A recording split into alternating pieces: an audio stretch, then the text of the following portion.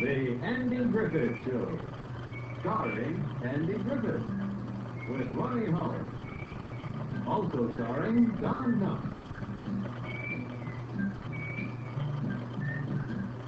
All right, South St. Paul historians, I know it's a weird way to start this flipped lesson, but I'm going to try to tie it all back together. If you've never heard of that old show from the 60s called The Andy Griffith Show, that's okay.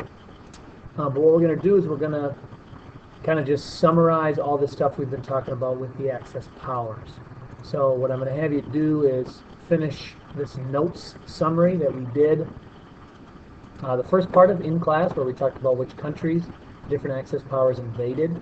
Right? So have you open that back up. It says fascism notes on classroom. Unfortunately, the document says Axis powers, but we're going to finish filling in the rest of this document. Okay. So we spent a lot of time looking at some primary source documents that explain these guys, and then looking at similarities and differences. We've already talked about which countries they invaded first, which is one of the key ways that they're similar. Now we want to look at exactly what is fascism, just so we have kind of a basic idea. If you're really interested in this stuff, again, what you want to do is stick around until IB 12th grade, history, right? So I call this section, How to Set Up a Fascist State in 5 Steps. So there are 5 things, there's actually 11 things, but we're just going to focus on 5 things that you need to set up a fascist state. First of all, as the image would suggest, we want to set up good guys versus bad guys. Identify an enemy, an other, an us versus them setup, okay? So you have it, what they call, sociologists call an in-group and an out-group. Mussolini liked to point fingers at the communists, while everyone is well aware that Hitler scapegoated Jewish people, and the Japanese were quick to point to Chinese people as second-class citizens. So that's the first step on how to set up a fascist state. You need to set up an enemy, right? The second thing that all fascist countries have in common is you need to do whatever the leader and the party, right, the Nazi party, the fascist party, says. So this is a little joke you may or may not know, and I don't even know, actually, I'd give you an extra credit point if you could tell me whether or not this is true, that lemmings, which are these kind of 4-legged mini mammals that are bigger than mice but smaller than most dogs, that when they panic, the whole group will just end up following each other off a cliff, just because the first couple people went and there's just kind of this mob mentality. So it's a piece of cultural literacy. Don't be a lemming. Don't just follow the rest of the lemmings off the cliff. I don't know if lemmings actually do this.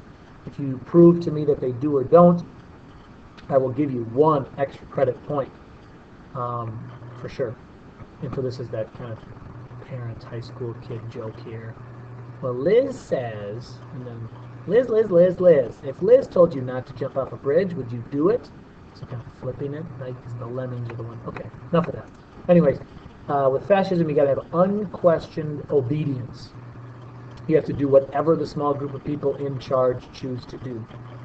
So you got fascism. First of all, you need an other. Then you need unquestioning obedience. And if you look at Hitler's excerpt from Mein Kampf, that's what you want to do. You just do whatever the person in charge says. This, I know, is kind of a gross gift, so I'll try to talk fast. But it's a true story. Happened. Yeah. You want to solve every problem with excessive violence. So Mussolini had these followers called black shirts, who would intimidate anyone who was arguing or fighting back against the fascists.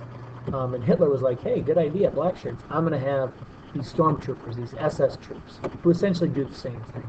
If anybody's in your way, use violence, period. It doesn't matter if they're in the country or out of the country. That's the key. You've got the outside of the country violence, but then also you have plenty of violence inside the country. Violence is okay, and that's a good solution. The fourth step to setting up your fascist state is you need to insist that your country, is the greatest country of all time. And that's the difference between patriotism and nationalism, right? Nationalism is a much more severe form of patriotism. Patriotism says, I'm proud of my country, and I love my country, but people in other countries probably believe the same thing, whereas nationalists say, we are the greatest country, and we will do whatever we need to do, and those other countries are not as good as us. That's the difference between patriotism and nationalism. And then this is where that weird intro that I got from was this old classic show, which was this simple show where it was just a dad and his kid, and they would go fishing, and he was a police officer, but he didn't even carry a gun. And a lot of people say those were the good old days.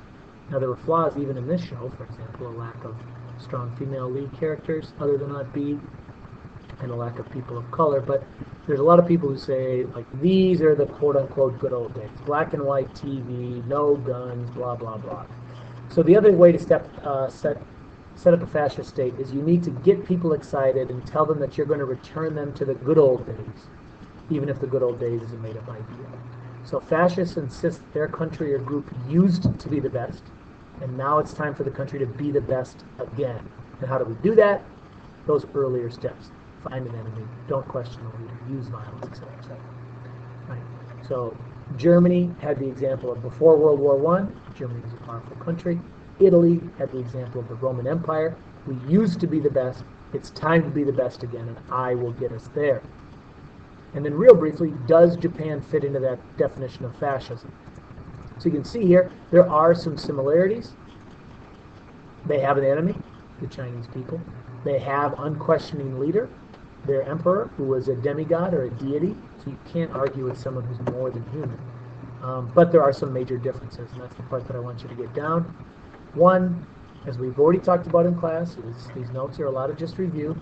He did not operate as a true dictator. There were all these other officials who did have real power, and in fact made decisions sometimes. And he could stop them, but sometimes Hirohito chose not to, and that's where we get into the confusion of how much was he really responsible. But what most historians today say is that if he had wanted to at any time, he could overrule anybody. There's little evidence that Hirohito himself espoused, that means he pushed for, a belief that war or violence was necessary.